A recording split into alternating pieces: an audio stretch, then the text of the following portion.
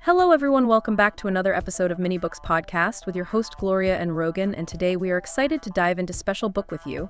We picked this one because it has really important lessons to share, and we can't wait to talk about them. So let's get started.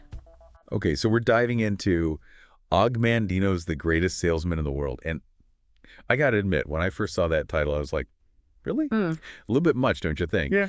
But, you know, this book, it keeps showing up on those must-read lists for a reason, right? Yeah. So we're going to find out why. We're doing a deep dive into all that wisdom, especially those 10 ancient scrolls.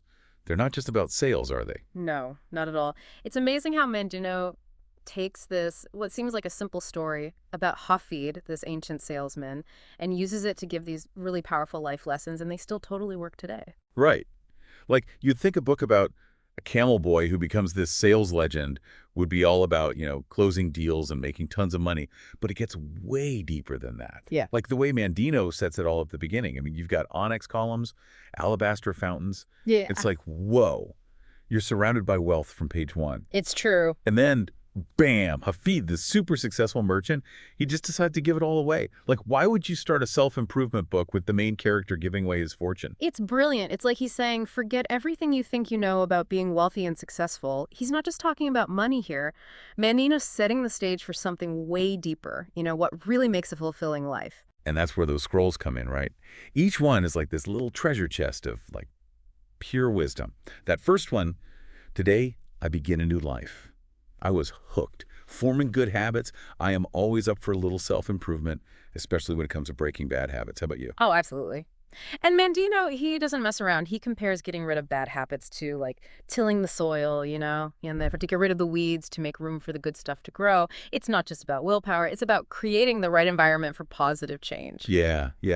He even says, and this one really got me, I will form good habits and become their slave. And tense, right? It is. But it makes you think, what habits are holding us back? Yeah. And what would it really take to be totally dedicated to the ones that'll actually help us, you know, thrive? It's that dedication, that doing it consistently, guided by those principles that last, that Mandino says leads to real success.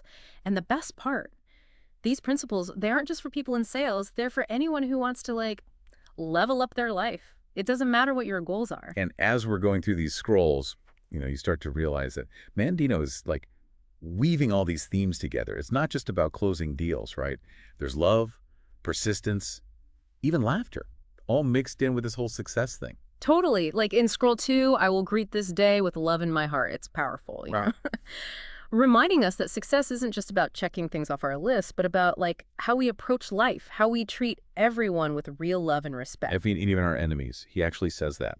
He does. Mandino wants us to, like, try to see even our enemies with love, to think of them not as obstacles, but as, like, possible allies on our journey. It's about changing your perspective, realizing everyone's going through their own stuff. That's a tough one, I'm not going to lie. Yeah. But it really makes you think about how powerful compassion is and how it can just completely change how you see everything. And then there's that, like, super vivid image in scroll 3rd. I will persist until I succeed. He compares us to young bulls, like being tested in the arena. Talk about intense. I know, right?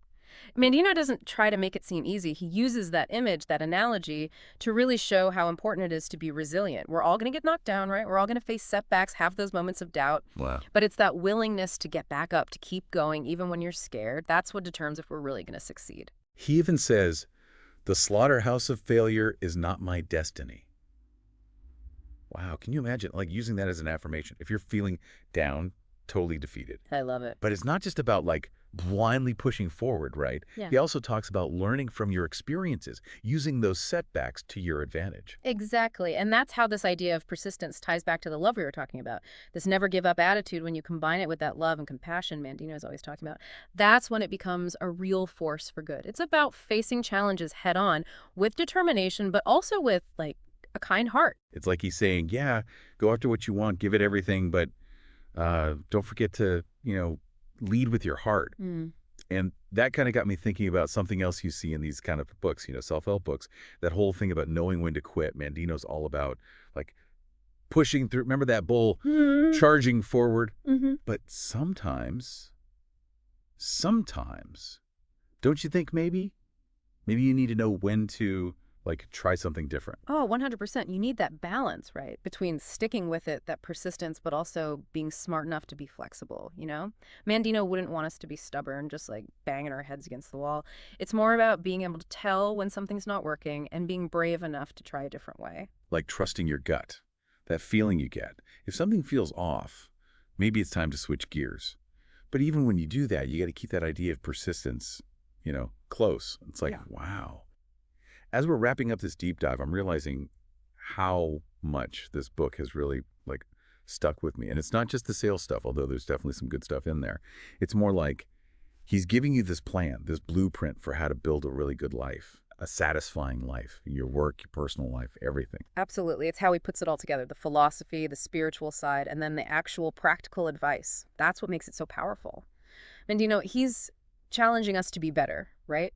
Not just for ourselves, but for everyone around us. And he's not afraid to talk about, the spiritual side of things. Mm-hmm. That last scroll, I will pray for guidance. Man, that one really got to me. It reminds you that there's something bigger than us out there, and that sometimes all you got to do is ask for a little help, a little guidance, and it can make a huge difference. It is. It's about having that faith, that belief in something beyond ourselves, whatever that is for you, God, the universe, or even just like believing that people are good deep down. It's about finding that inner strength, that wisdom that we've all got inside. This deep dive, I don't know about you, but it's like we've been on this journey. Ancient marketplaces, busy cities, quiet deserts. We've uncovered some really incredible wisdom about success, persistence, love, laughter, even faith. Who knew a book about sales could be so, I don't know, profound? I know, right?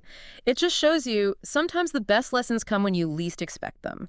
The greatest salesman in the world, it's not just a sales book.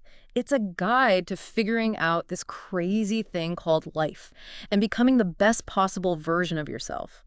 Couldn't have said it better myself. Yeah. And I have this feeling we've just scratched the surface here. The scrolls, they're meant to be read again and again, you know what I mean? Yeah. Each time you'll find something new, some new insight as you keep growing and learning. So until next time, keep exploring those classics, keep that fire burning bright, and most importantly, keep diving deep. Thank you so much for tuning in. If you enjoyed this conversation and want to dive into more book insights and key learnings, don't forget to subscribe to our channel, Mini Books Podcast, and hit the notification bell so you never miss an episode. We're back every Sunday at 9 a.m. with new books and more to learn from. Until next time, take care, keep learning, and keep growing. Remember, this is Mini Books Podcast.